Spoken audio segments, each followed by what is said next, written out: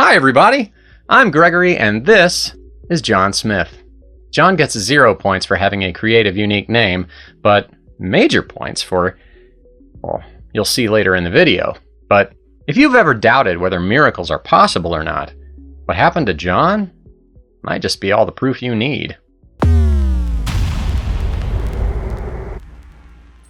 As a newborn baby in Guatemala, John was given up for adoption. A couple in St. Louis, Missouri welcomed him into their family, where he grew into a strong young man who excelled in sports, especially basketball. But in January 2015, John was walking on a frozen lake. Yes, that frozen lake. This picture was taken just a day before.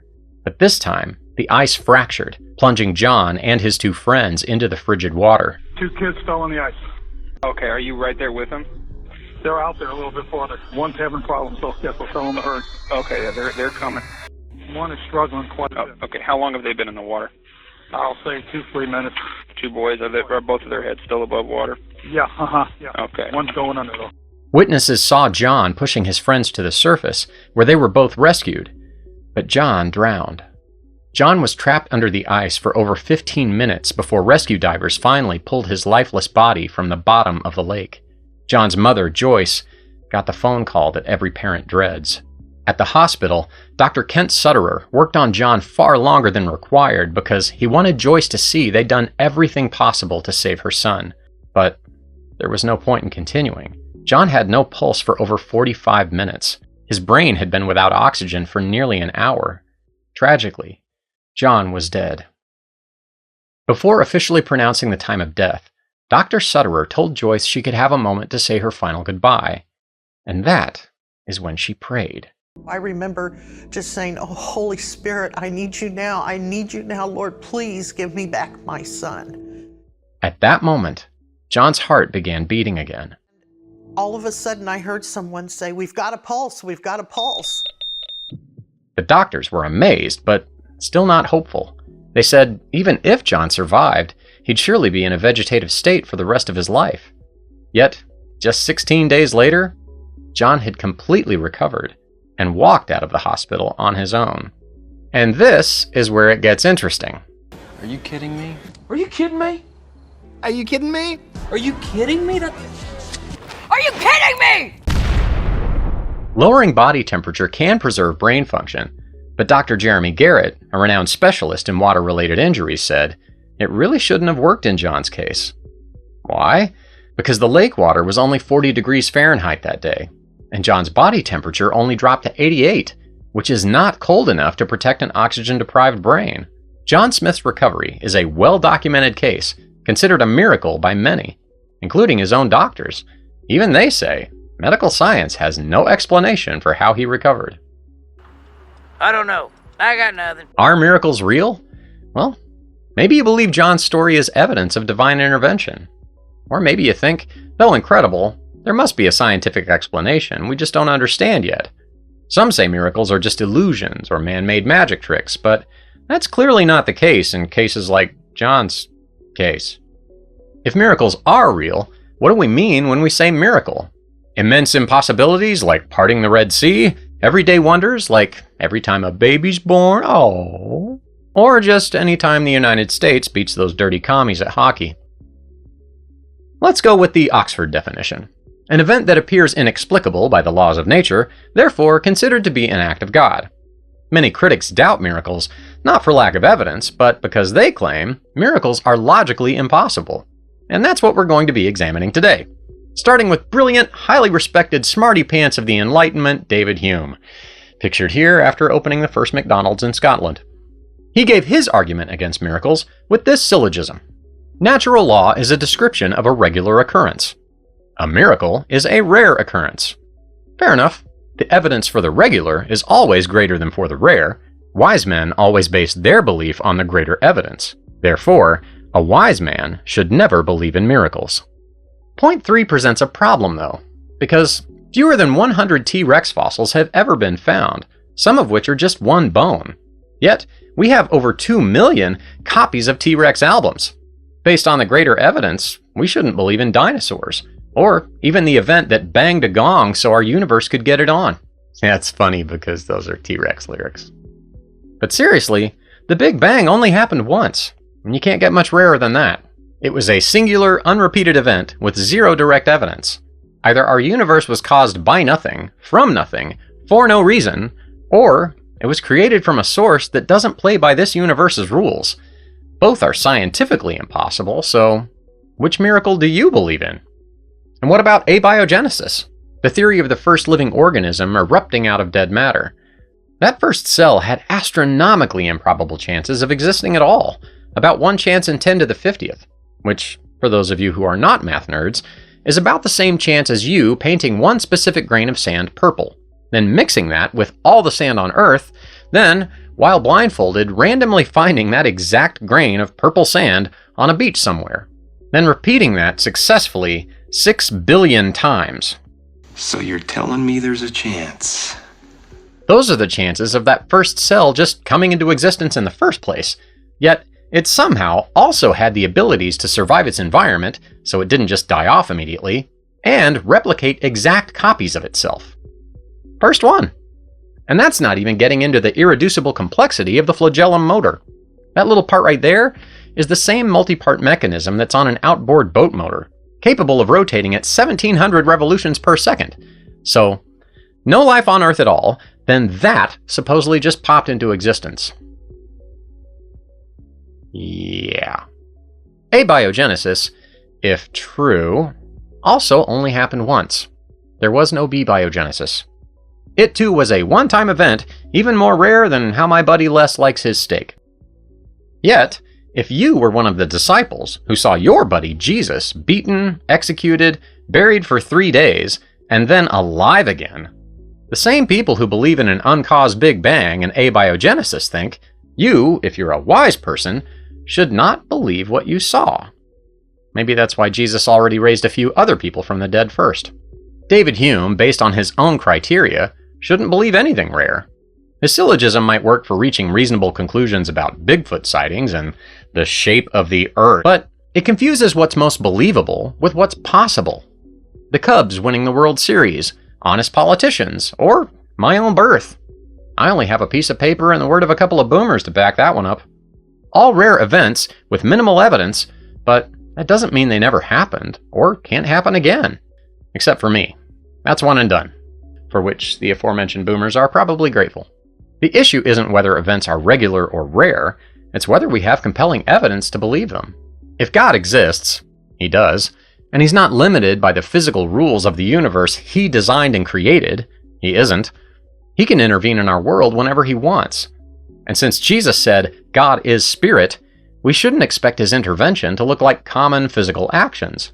Yet, critics like Hume imply the only way they'd believe in miracles is if they were common and physical. That's like saying you refuse to believe microscopic organisms exist unless you can see them without a microscope. Now, it would be unkind for me to say that that's stupid. You know what's funny? How these same doubters who think all miracles should have a physical explanation before you believe them, when asked, what would convince you that God or Christianity was real? They ask for a miracle. If a message were written in the sky that everybody on Earth could read, if Jesus would just show up and prove he's real, or if the original lineup of T-Rex would get back together. That one's funny because Mark Bolan's been dead since 1977. It's not funny because he died. It's funny that it's not funny that he's dead. It's... Moving on. If miracles are caused by God, then they happen when he wants them to. On his terms, not ours. Like a signature on his work, miracles are proof God exists. I mean, if God only interacted with us through mundane everyday events, say if David was a full 3 feet taller than Goliath, or Lazarus just got stuck in a cave after a round of hide and seek, I mean, first they say God is too hidden and doesn't reveal himself enough, and then they say they can only believe his miracles if they're indistinguishable from what can be easily explained. Doctors even label events like John's as spontaneous recovery or spontaneous remission. Why? Perhaps to convince themselves miracles aren't proof for God, but just a regular occurrence in medical science. That kid came back from the dead? Spontaneous resurrection. That's a medical thing now, I decided. Oh, really, doctor? How's that work? Hey, did you hear T-Rex is getting back together? Researching this topic, I found many stories like John's. Miracles happen way more often than we think, and that should inspire those of us who are Christians to trust what the Bible says about miracles. Because if the biggest miracle of all, God creating our entire universe out of nothing, is true, then all the other miracles in the Bible are possible too. Packing a gargantuan number of animals into one boat, surviving 3 days of being human fish food, accurately predicting God becoming a man, healing incurable diseases, predicting his own death and resurrection, and providing a way for all of us to be saved from our brokenness and sin. If God exists, and he created this universe out of nothing, nothing is impossible for him. I've mentioned before that I have personally experienced miracles in my own life, but I'm saving those for a future episode. If you'd like to hear about those, make sure to subscribe. Well, maybe you need more to convince you that what happened to John truly was miraculous. What? Are you telling me there are more miracles to this story? What are you supposed to be? I'm the heckle squid, hey. Seriously? You better believe it. Just like that plucky, lovable sidekick from that other popular YouTube show, but, different enough not to get sued. So stop holding out on me. Are there more miracles or not? There are. Are you kidding me? Are you kidding me? Are you kidding me? You're kidding me, right? Are you kidding me? You're kidding me. You're kidding me. Are you kidding me? Are you kidding me? Are you kidding me? Are you kidding me? Are you kidding me? Are you kidding me right now? Are you kidding me? Are you kidding me? Are you kidding me right now? Yahtzee! We are not doing this. Tommy Shine was the firefighter probing the water with a recovery pole to find John's body. After many fruitless searches, he said he felt like someone told him to move 2 steps to the left, as if he were guided. When he did, he immediately found John. The pole's hook snagged John's clothing, and Shine pulled John's lifeless body to the surface. Dr. Jeremy Garrett, a leading expert on water-related injuries, who says he has the x-rays and tests to prove it, said the acidosis in John's lungs was originally measured at a 6.6 pH level. Normal is between 7.35 and 7.45. The lowest limit for a human is 6.8. Below that, they die. Yet another reason John shouldn't have survived. When the doctors tested John's lungs, expecting to find rampant and intense infection due to the intake of raw, dirty lake water, the test came back as sterile. The doctor stated his lungs were cleaner than yours or mine, citing another miracle God performed. Jackson, a young boy in the room next to John's, was paralyzed from head to toe, having been hospitalized with the flu and then a serious infection for 2 weeks. His parents were desperate. Having heard of the amazing things happening with John, they sought Joyce out. They saw all the people in the waiting room praying for John, and they went to Joyce and begged her to pray for their son, a doctor said. They all started praying for him. By that night, the boy was sitting up in his bed, singing songs. Not long after, the paralysis was totally gone, and they expected to send him home in less than a week. Are you crying? Am I crying? No, I'm not crying. You're crying. And in case you think John's doctors were probably just fellow Christians biased by their religion, a national survey of over 1,000 doctors conducted by HCD Research found that 73% of physicians believe miracles are real, and 55% of them say they have personally seen scientifically impossible, inexplicable recovery, aka miracles, occur with their own patients. While science and reason have their place, they don't have all the answers. Sometimes we need to open our minds to the possibility of the extraordinary. I agree with John Smith and his doctors that the Holy Spirit miraculously answering Joyce's prayer is a better explanation for what happened than medical science's answer of no answer at all. It's no surprise that John believes in miracles, but what you may find surprising is that John says if God had not answered Joyce's prayer that day, he would have gone to hell. Because even though he was raised in a Christian home, John was not saved. So when the accident happened, a lot of people get this idea of me that I was this perfect kid, that I was this churchgoer.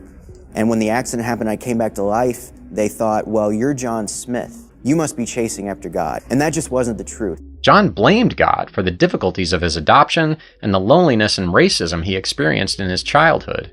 He wanted nothing to do with Christianity. He said by 14 years old, he was already addicted to substance abuse and pornography. Even after his miraculous recovery, he continued running from God for years, until an injury ended his basketball dreams. He was able to admit his inability to fill that emptiness he felt inside, and finally submitted his life to Jesus. When I came out of the accident, a lot of people assumed that my heart would have changed immediately. That was just not the case. I was still running from the Lord. I wanted nothing to do with the story of breakthrough. I did the news, videos. I did the interviews. I did everything that they asked me to do, but I did it with a bad attitude. And it was very obvious that I didn't want to be there. It just kind of led me down this path of destruction. I was still doing the same things, abusing the same idols, worshiping the same idols, not living for Christ at all. And I remember that I really loved the game of basketball. And I truly believe that that was one of my big idols. It was something that I wanted to do for me, and I didn't want to do for the kingdom. And I remember that I was playing that last game, and I had another concussion, and it ended my career. My dreams were all gone. When that all happened, I just didn't know what to do with my life. And I remember being in my room, and I remember just getting on my knees and being, God, whatever you have for me, I'll do, and I'll do to the best of my ability. And ever since then, it has been an amazing journey of just seeing what God has done to the story of breakthrough. And people think that I had an easy path going down this road, and that just wasn't the truth. I still had to deal with the spirit of abandonment. Just really questioning God, like, you saved me, then why can't this just be easy? And I really believe that that just ties into what God is doing for all of us. He sacrificed his own son so that we could have a chance to chase after him. And it's not an easy road. It's not. John now says the real miracle isn't how he survived drowning that day, but how God provided him and all of us with the chance for eternal salvation through Jesus Christ. Miracles happen, and the logical response, if we're wise, is to acknowledge the God who makes them happen. In 2019, a feature-length film was made depicting John's story called Breakthrough, starring That 70s Guy, This Is Us Girl, and the Allstate Man. I found it interesting that under IMDb's parental guide section for the movie, this faith-based film has 2 instances of taking God's name in vain. What, are you kidding me? Are you kidding me? You gotta be kidding me. You gotta be kidding me. But you're kidding me or what? If you're the kind of person who would prefer to watch your movies and TV without blasphemy, gore, or boobies, VidAngel might be a good option for you. VidAngel can skip or mute offensive content in thousands of streaming movies and TV shows. Won't that make every Tarantino movie like 15 minutes long? Well, VidAngel has over 100 different filter options for profanity, nudity, sexual content, violence, and more, so you can customize what you won't see and hear. Sweet! So I can just have him mute the words and Make it stop. If you use the code THINKING when you check out, you can get a 2-week trial of VidAngel for free. And it helps out my channel too. Speaking of helping out the channel, do please take a second and hit like, subscribe, and share this video with a friend, because that goes a long way in reaching more people with the truth about Jesus, which is what this channel is all about. There are also links in the description if you'd like to donate or become a monthly supporter to help me keep making more of these videos. And remember, eternity is on the line, and that lasts forever. I hope you choose wisely, and keep on thinking to infinity.